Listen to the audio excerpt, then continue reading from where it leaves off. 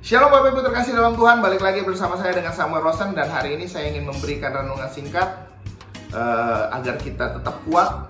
Walaupun ada masalah, ada problema, kita harus tetap kuat dan kita harus tetap bersandar penuh sama Tuhan.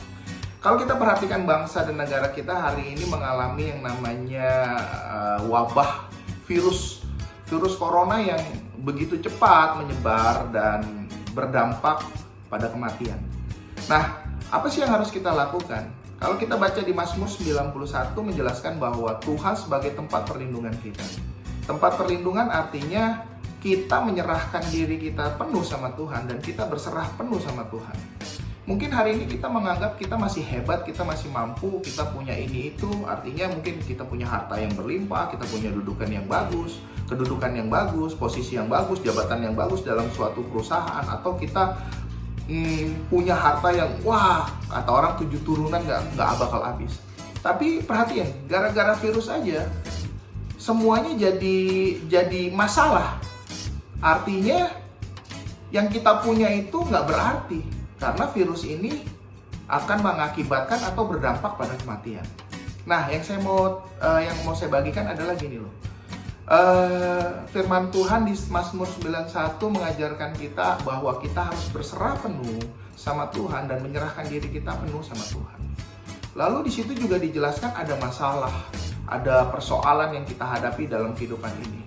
Tapi jangan takut, kita punya Tuhan yang sanggup menuntun kita, menyertai kita melewati semuanya itu. Firman Tuhan di Mazmur 91 nggak bilang bahwa Tuhan membuat kita kebal terhadap masalah. Tuhan membuat kita kebal terhadap virus dan terhadap hal-hal yang mungkin kita bisa lihat di depan mata kita. Tapi janji Tuhan adalah Tuhan selalu menyertai kita, menuntun kita, bahkan Tuhan akan memegang tangan kita. Jadi hari ini Bapak Ibu Saudara terkasih dalam Tuhan, kita miliki segala sesuatu, kita punya segala sesuatu, tapi gara-gara virus itu nggak ada artinya dan nggak ada gunanya. Mungkin hal ini mengingatkan kita kembali bahwa kita sadar kita terbatas dan kita perlu Tuhan yang tak terbatas itu. Mungkin kita jauh sama Tuhan hari ini, mungkin kita bangga dengan apa yang kita miliki, membuat kita lupa sama Tuhan. Tapi hari ini Tuhan ingatkan bahwa kita perlu Tuhan dan kita butuh Tuhan. Saya harap kita juga punya hikmat ketika kita tahu